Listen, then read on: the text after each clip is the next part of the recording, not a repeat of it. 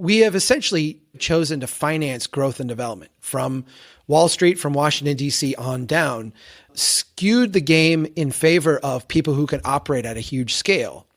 And if we want to change that, we actually need to get our financing fixed at the local level so that local people wanting to do incrementally important things can do that with a limited amount of obstacles in their path.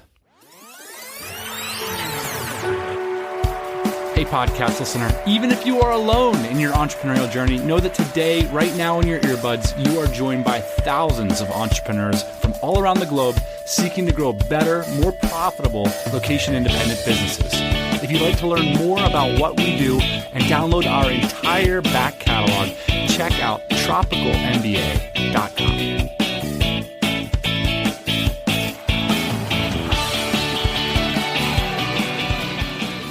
A little bit of inside baseball in today's episode. After we got off the phone with today's guest, the first thing he said to me was we could have continued talking for 2 more hours. I was ready to go Joe Rogan on it. What do you mean by Joe Rogan? Joe Rogan podcast. It's always like 3 hours long. Yeah. It says things like, that's crazy, man.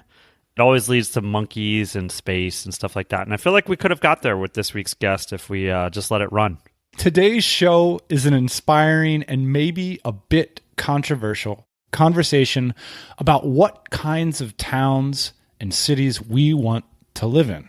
In a major way, this podcast has been about exploring places.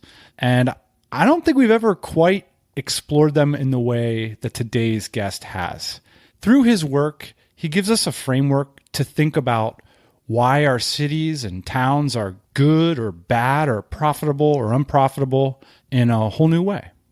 My name's Chuck Marohn. I'm actually the president of a nonprofit organization called Strong Towns. We are a media organization sharing a message about how our cities can become financially stronger and more prosperous.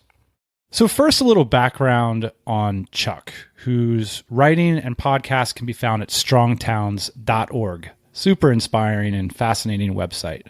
So Chuck studied civil engineering in college before becoming a consultant for cities with, quote, infrastructure problems. And those range from anything from sewage breakdown to airport expansion needs.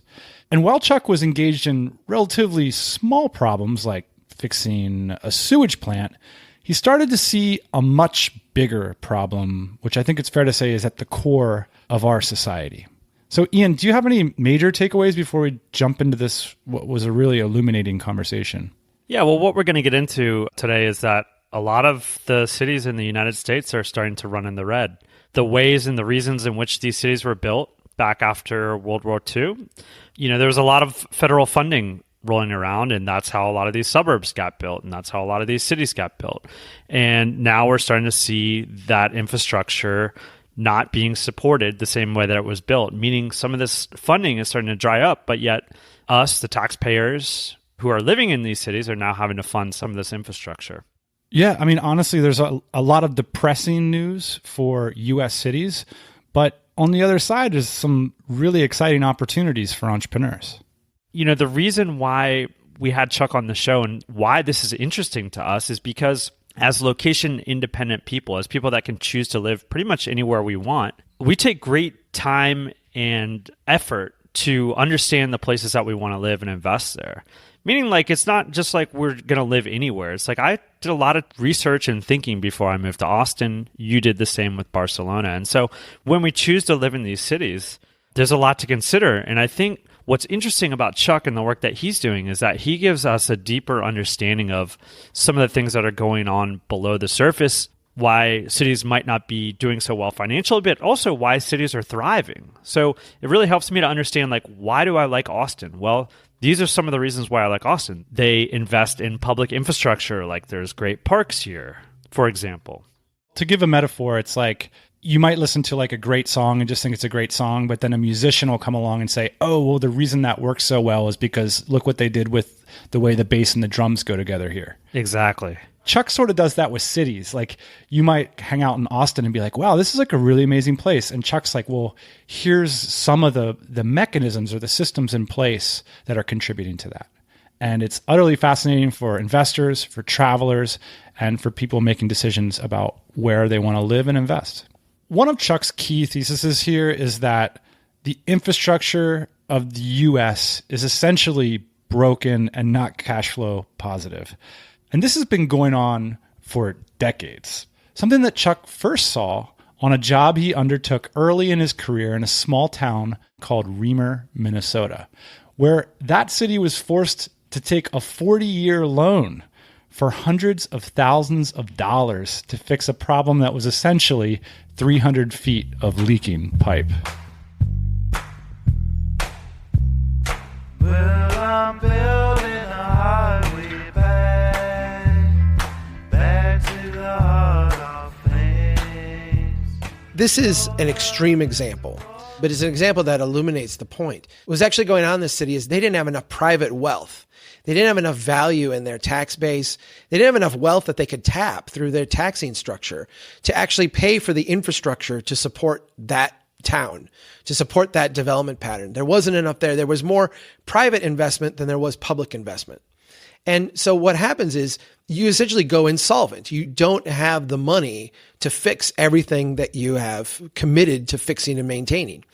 This is, in a very small sense, what we see happening in a place like Detroit, where you have billions of dollars of public investment, you have declining tax base, and you essentially don't have enough wealth in the neighborhoods to actually go back and fix the streets, fix the sidewalks, fix the curb. When I started digging into this, then I started to realize that this is an epidemic. I mean, this is every city. We have done this everywhere. The Reamer example is an extreme case, but it's an extreme case that kind of opened my eyes to this broader problem. So you've described the way that Americans have built their society in basically post-World War II as an experiment. You write that no other society in the history of Earth has built their environment the way we've built ours. Have you had experiences in other countries that have informed this knowledge? Yes. In travel, I've been to Western Europe. So I've done the thing that every affluent college kid gets to do these days. I didn't get to do mine in college. I did mine as a young professional, but I made the trip to Europe. And that was, again, coming from a small town in central Minnesota, an eye-opener. I remember flying into Milan and they said, out the left side of the window, you can see the city of Milan. And I looked out and I knew what big cities looked like because I had been to New York and I had been to Chicago. I had been to LA. This did not look like a big city to me. Where were the skyscrapers? Where were the big buildings? So I realized there was a lot that I didn't know. And that kind of act of being humbled, the idea that there's stuff you don't know, made me be able to question the things that I did know. When I'm out doing engineering projects and we say, well, how wide's the road? Well, here's how wide it is. Well, why do we do it that way? Well, that's the way we've always done it, Chuck. That's the way it's always been done. And you realize that the way things have always been done is actually a very short window of time. I mean, really, post-World War II across the continent. If you actually ask, how have the things always been done, and go back even further, what you see is that for thousands and thousands of years before the early 1900s, we built cities in the same way everywhere around the world in different cultures and different continents and different climates. The architecture was different. The building materials were different, but the basic layout and design was the same. And it was the same because, people walked. And we can explain it like that. People walk, so we built them one way. Now we drive, we build another. But what we have to grasp is that the knowledge for how to build a successful city around people who walked was knowledge that we gained through trial and error. I mean, we tried things out. When it worked, we kept it and we copied it. When it didn't work, people died. I mean, cities went under. Today, that knowledge that we apply to, how wide a street should be, how big a curb radius should be, how we should lay out buildings in relation to another. None of that is based on thousands of years of trial and error. It's based on, what some really smart people in some think tanks and universities thought should happen. And we just took those standards and applied them everywhere around the continent, all in a generation, and changed everything about not only the way we live, but the way we interact with each other, the way our economy functions, the way we tax, the way we relate socially. We changed all of that overnight. Today's episode of the TMBA podcast is sponsored by Growth Ninja. Big shout out and thanks to the folks at growthninja.com.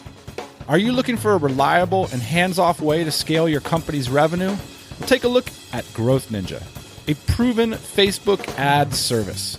They'll handle your ads and audience targeting, all the while actively optimizing your campaigns on a daily basis.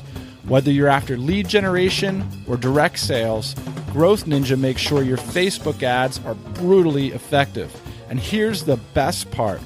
Growth Ninja's fees are 100% performance-based. That means if you don't get paid, Growth Ninja doesn't get paid.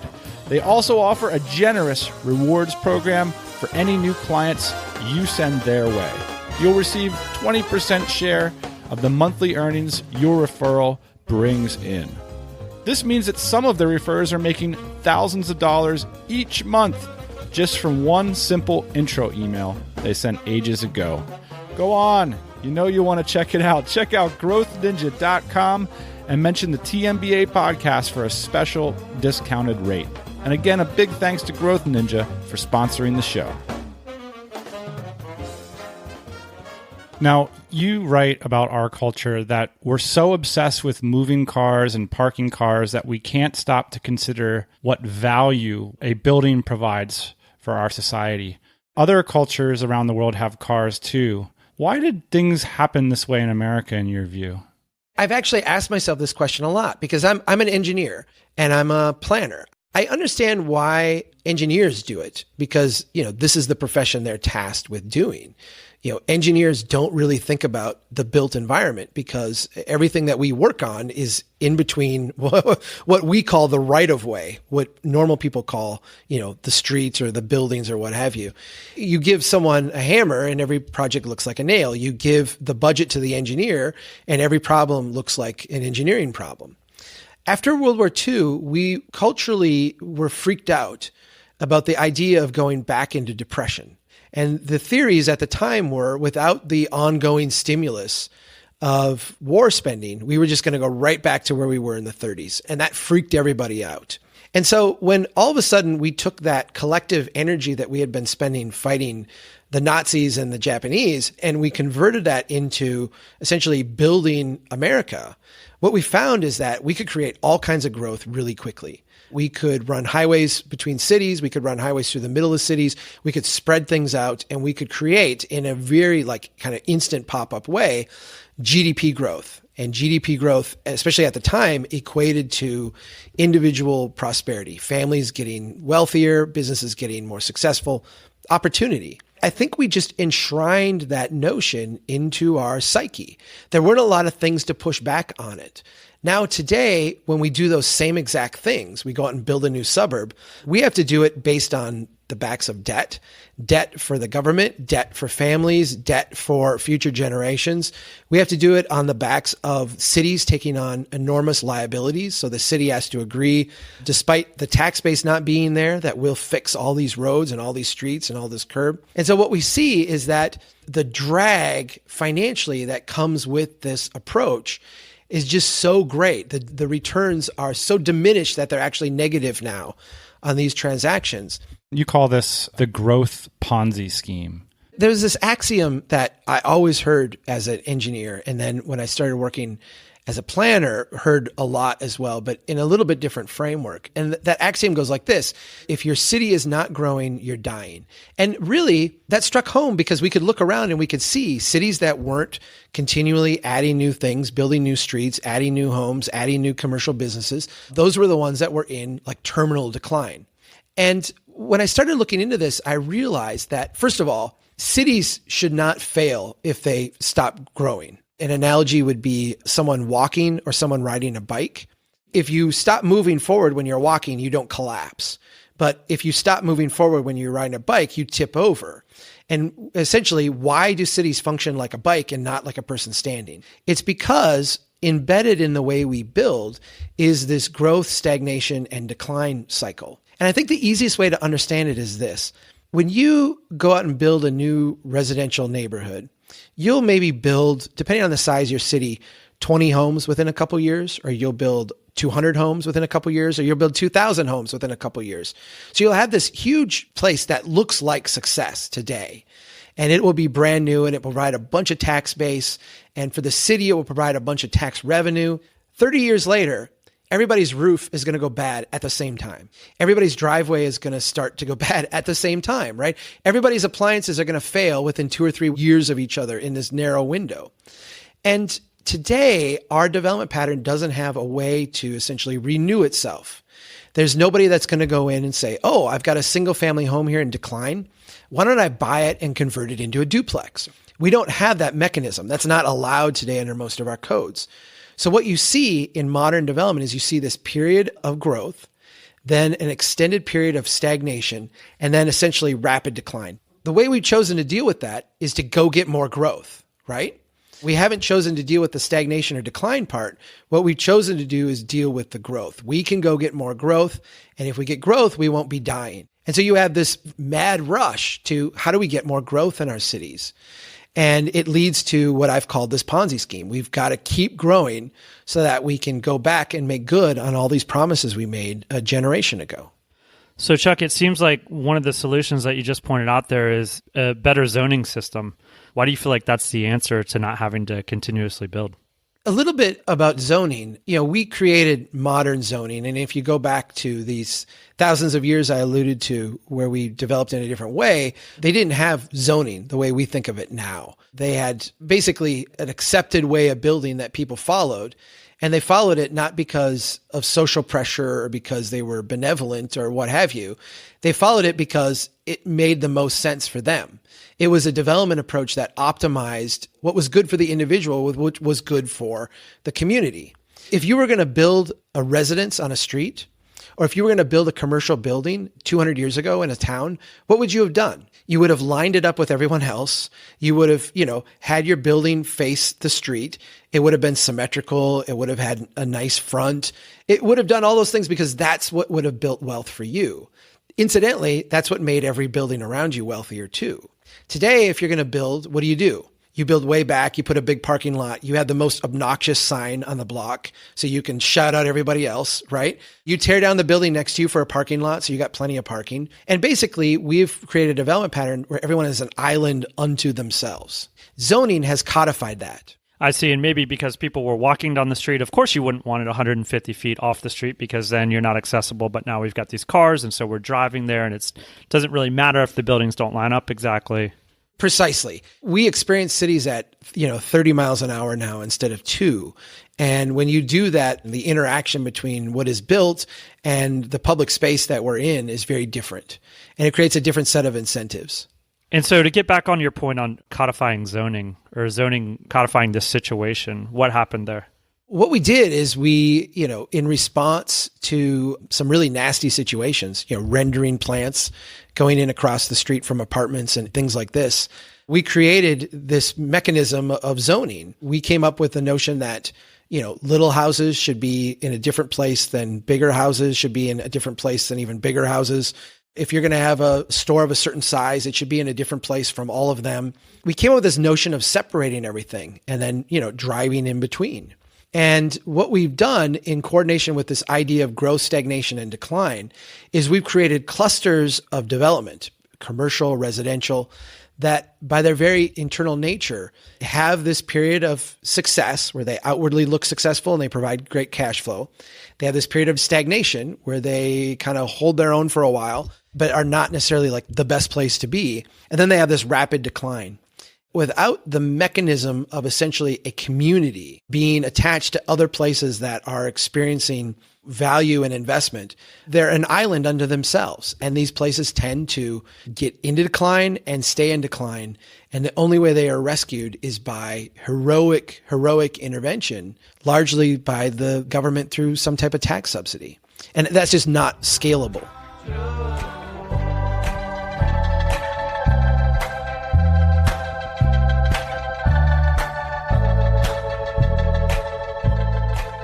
Chuck, one of the interesting things that I think you bring up is that it may be the case that the people that are benefiting from the way that we're organizing our towns and our cities are not necessarily the people that are living there.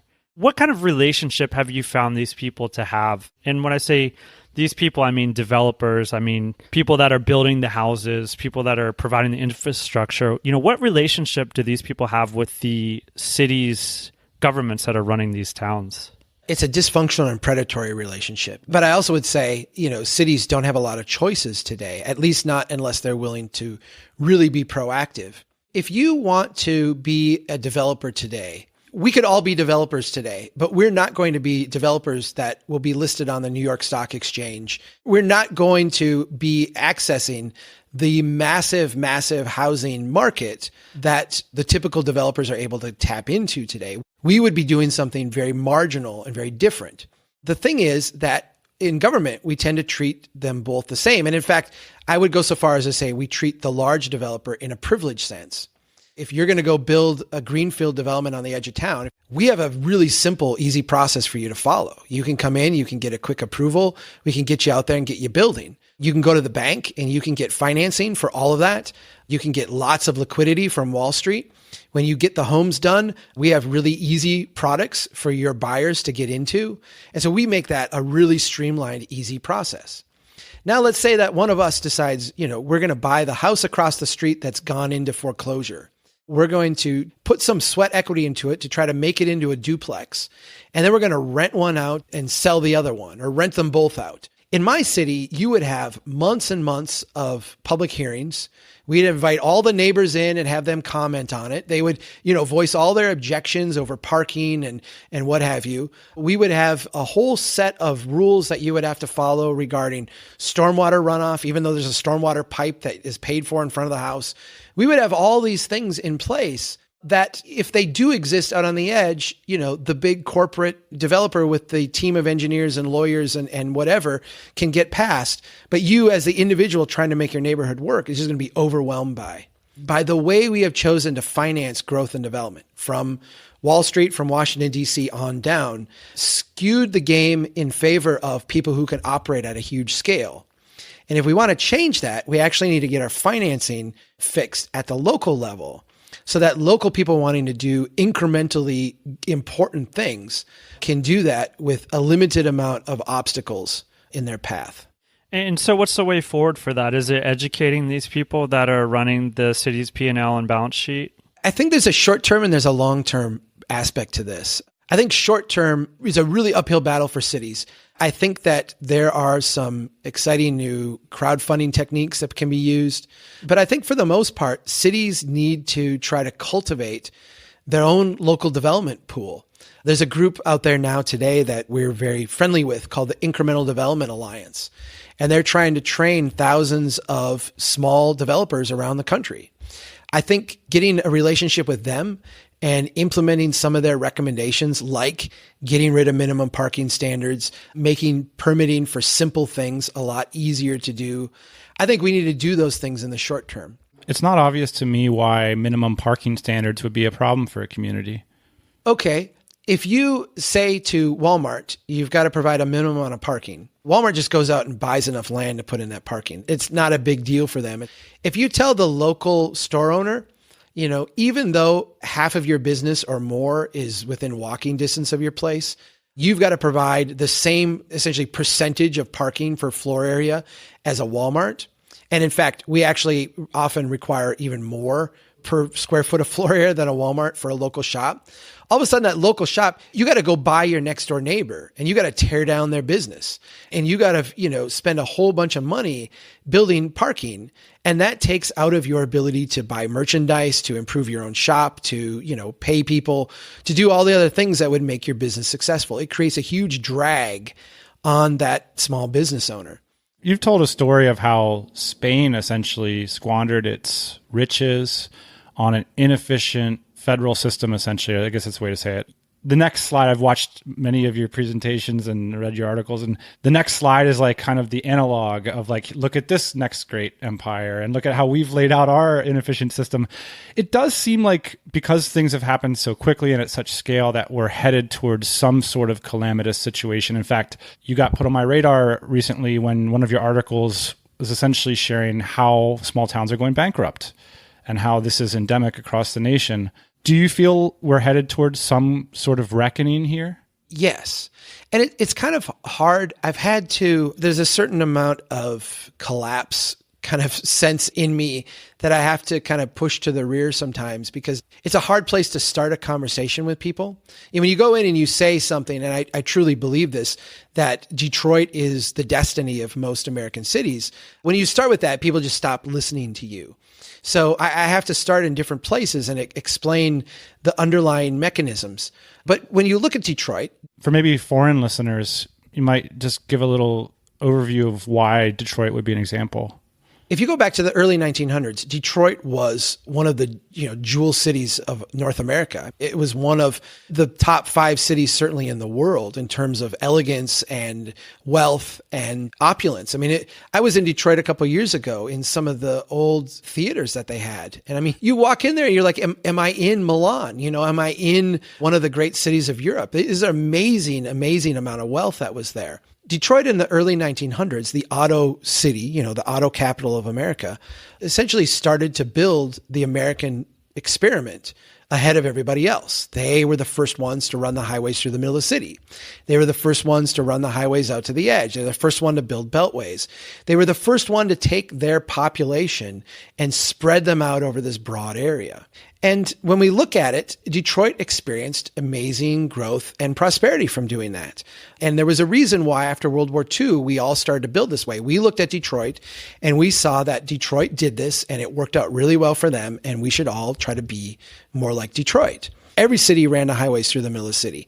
Every city knocked down buildings to build parking ramps. Every city built commuter suburbs. What we find now in Detroit, it's simple math. You take a population and you spread them out over a broad area. What you do is you don't necessarily increase the wealth, the top line, but what you do is you increase the bottom line, the expense, massively. Not only at the individual level, but at the city level. So now everybody has a long commute. Everybody has the ante of driving. Everybody has to maintain their portion of roads and streets and sidewalks and pipes. And now all of a sudden, instead of having the wealth of the community have to, I want to say the ratios that I saw were 1940, the typical resident had about 5 feet of pipe that was needed. When you aggregate all the pipe in the city and divide by the number of residents, about 5 foot of pipe per person. Now it's 20 times more. It's like 100. You look at this and you say, okay, now the same amount of wealth has to essentially maintain 20 times more infrastructure, 20 times more system, 20 times more stuff. And it just doesn't work. Like the ratios don't work.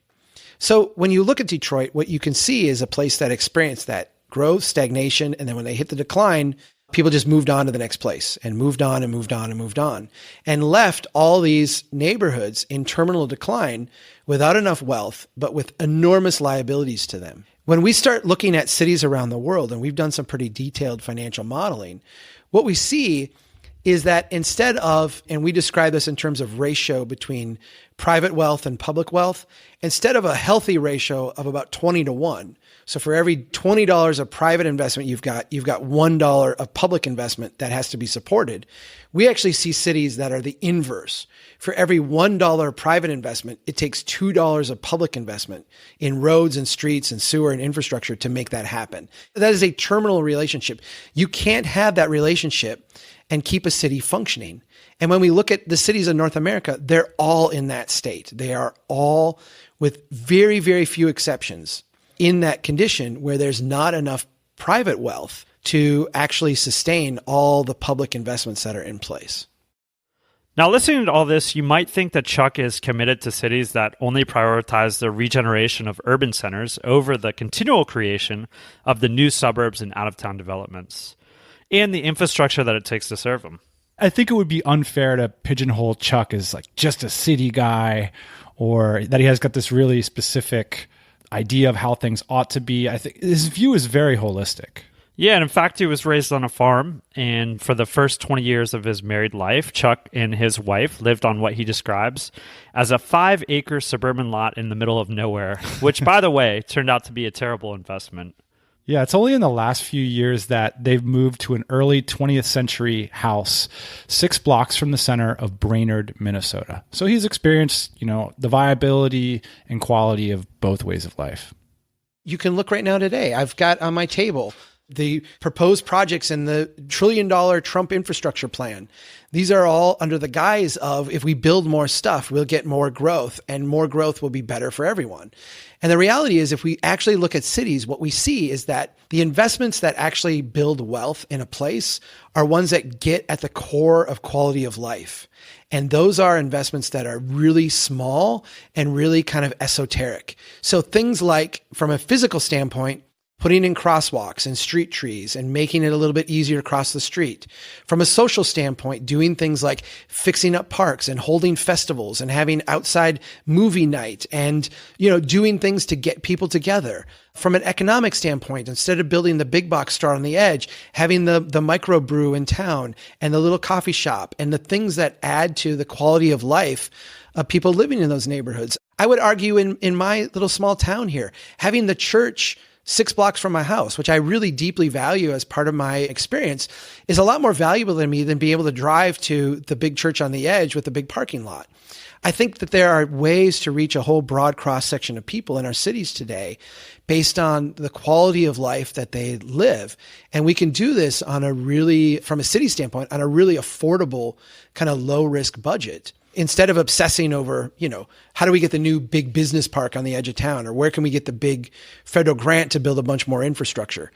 Do you feel like people are starting to understand that? And when I say like people, I mean people that are part of these communities. Do you think that they're starting to say, you know what, I don't want to buy from that builder 20 miles outside of town. Like, I'd rather live inside of town because they have movie night and things like that? Because that, in my mind, that's really what's going to cause part of this shift, right? Is that people start to deny these builders of the opportunity to sell them houses. I think that you're seeing the two mobile markets today changing their preferences from a consumer standpoint. So I'm 43. The people in my generation are stuck, right? They have jobs, they have mortgages, they have kids in school. They're basically like molded in place. But you go the generation ahead of me and the generation behind me, those people have immense amounts of flexibility. The baby boomers and the near retirees, they have some assets, some discretionary income. They basically have a higher net worth. They're looking to downsize. They're losing, the kids are moved out. Hopefully they've got jobs now. And they're actually looking at lifestyle type choices as opposed to how do we manufacture kids and pump them out and get them on their way. Younger people, millennials, and people even, younger, don't have the deep ties and the roots and the mortgages and the kids in school, and they're flexible too. When we look at those two generations, what we see is an incredibly strong preference, not for stuff, but for experience.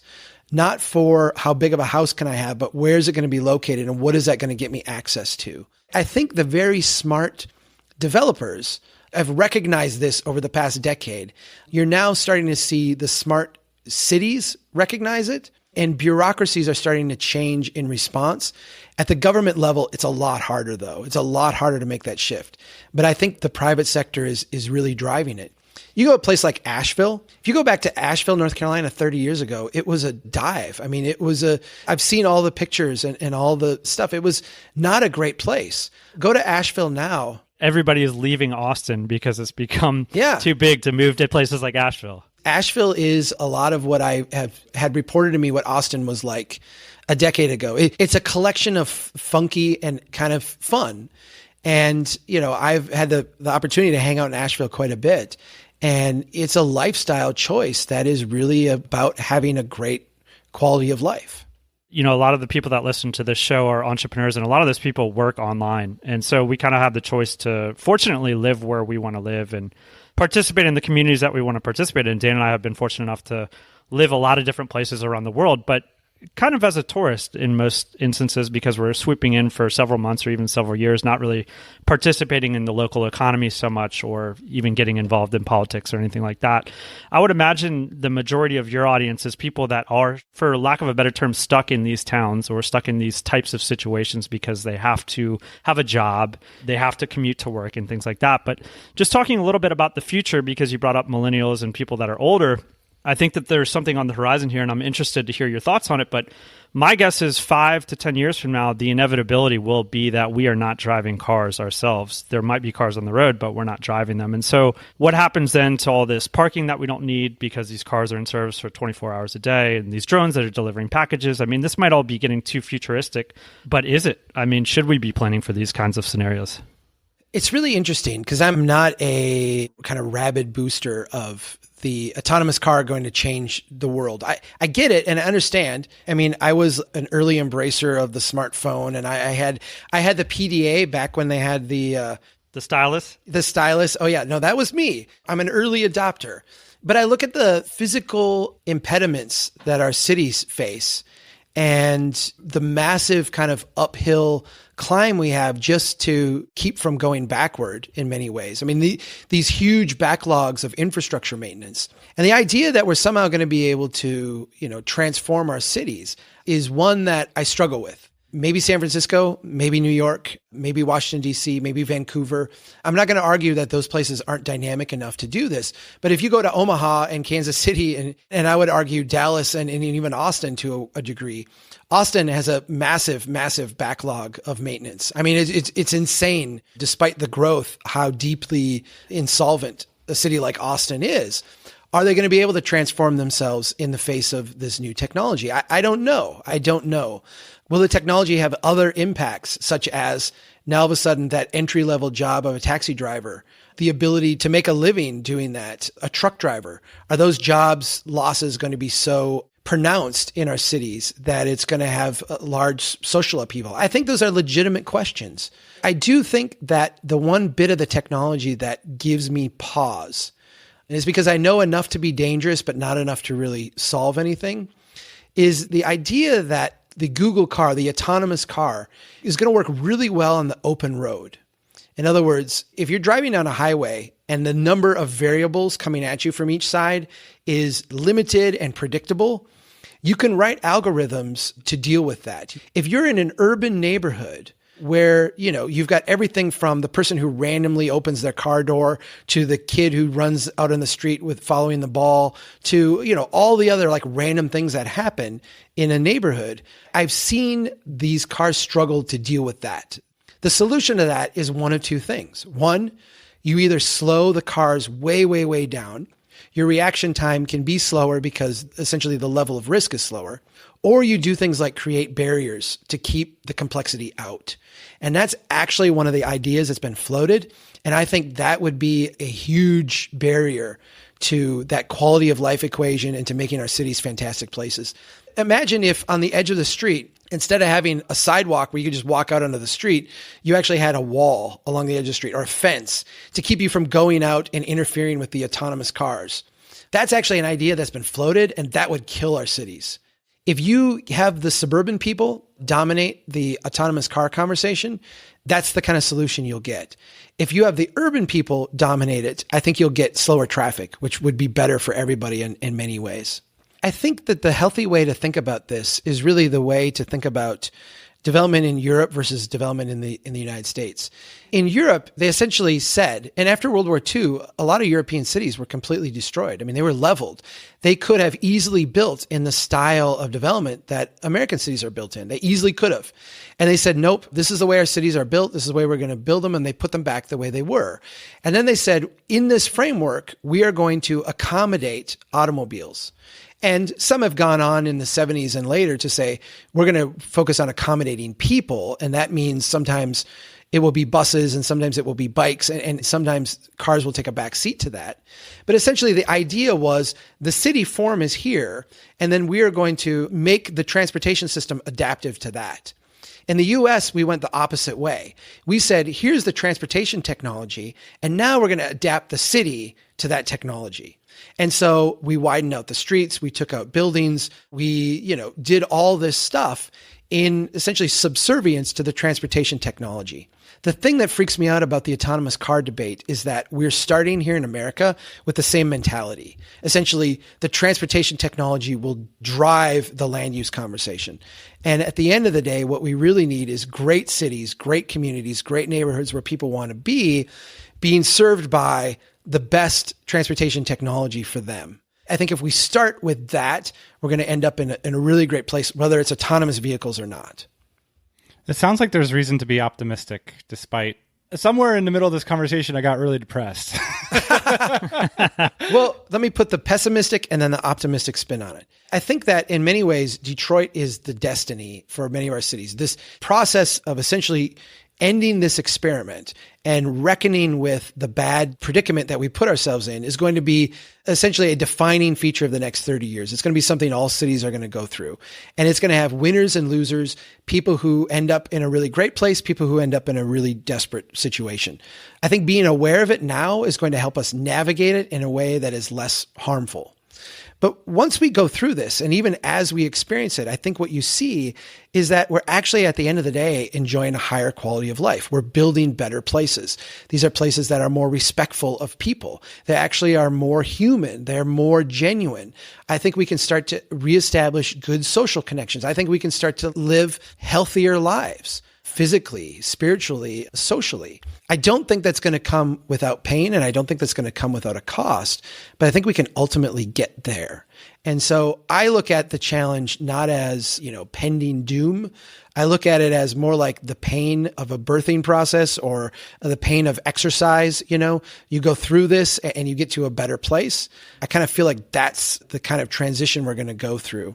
I would say, though, and I think there'll probably be some in my audience that would push back and say, well, Chuck, that's great. And for the affluent, it will work well. For the poor, it's going to be really brutal.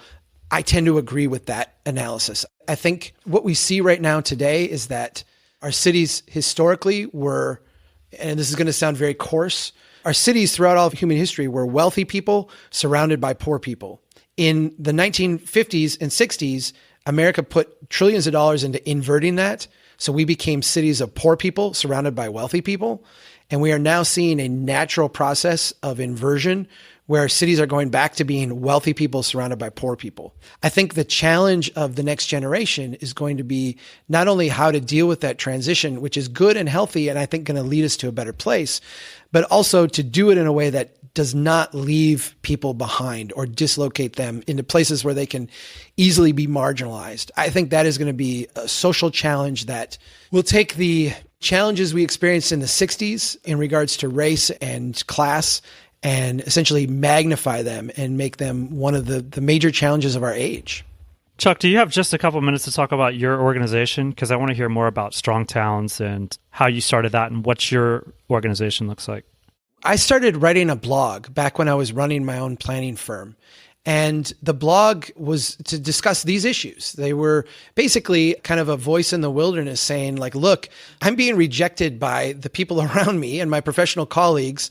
Here's what I'm seeing. Is anybody out there? Does anybody, see the same kind of thing? And all of a sudden, the readership took off in ways that I never would have envisioned. And we started to see a real robust conversation around this message. I was encouraged to start a nonprofit. A couple friends of mine helped me do that. Once I got it up and running, I had a foundation approach me and give me 3 years of startup money. Since then, we've continued to kind of discover what we're best at and had some realizations that what we are best at is communicating ideas to a broad cross-section of America. Not necessarily elected officials or professionals, although we welcome them into our conversation, but just everyday people who are frustrated, bewildered, curious about the places they live and how they can make them better. We use writing, we use podcasting, we use video, we use every method that we can find to communicate this message about how cities can make lower risk investments in quality of life improvements that will make neighborhoods better, will make families better, and will make everybody wealthier and more prosperous. And we can do that on very limited budgets. We just have to shift our thinking. At what point in your personal journey did you decide that it was more important to do this kind of work versus being a civil engineer? Because it doesn't seem like you're a civil engineer anymore. I'm not. And this was you're asking a deeply personal question because I struggled with this for a long time. There's a couple paths here. I think I have to give credit to my wife for being supportive of what was really a crazy path. I was making good money running my own planning company. I have had, lots of job offers in the 3 figures to do engineering work that would be very beneficial for my family and paying for my kids' college and all that. You mentioned earlier, I don't want to say the word prepper, but the idea that like there's this existential crisis out there and you see it and you like have to do something about it. And I've known people who have gone through that and it almost like it consumes them in their life. And for me, discovering the fact that the stuff that I was working on and building was actually making America a weaker, less prosperous country, that it was actually hurting our families, it struck me in a very deep and personal way. And I found it hard to change the subject. I found it hard to get my mind off of it. And so this calling of mine has really been, in a way, a true passion. But it's also been a way for me to deal with the reality around me. I joke my wife, like the lack of income for many years was in some ways cheaper than having a good job, but having to pay a therapist what it would have cost for me to work out these issues, in private somewhere. So yeah, I feel blessed today to be making a good living, being able to share these ideas with people. And I feel doubly blessed by having this network of literally thousands of people around the country that are now having this conversation and really informing me and teaching me things on a daily basis so that I can help get this message out.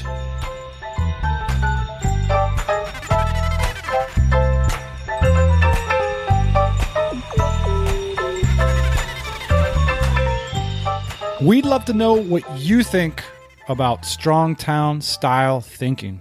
We're going to have the show notes to this one, the links to things we talked about at tropicalmba.com/strongtowns. And you can read the blog at strongtowns.org. It's really been one of my favorite reads over the last few months. It's such a diverse topic, right? It affects everything. There's articles on there for everything from the self-driving car stuff to the viability of main streets to retail versus Amazon. It's really diverse and it really gets you thinking. And if there's other guests or topics that you'd like us to cover on the show, let us know, because that's how Chuck and Strong Towns came to our attention. And we are very glad for that. I'd love to continue this conversation about fascinating ways to think about place and our cities and towns. Strong Towns V2. Strong Towns. All right, we'll be back next week, Thursday morning. Thank you for joining us. Hey, thanks for listening to the Tropical MBA podcast. You can go to tropicalmba.com, get access to hundreds of back episodes and all kinds of other goodies. Load up your iPod. That is the cheapest way to fly business class on your next international flight. We will see you next Thursday morning, 8 a.m. Eastern Standard Time.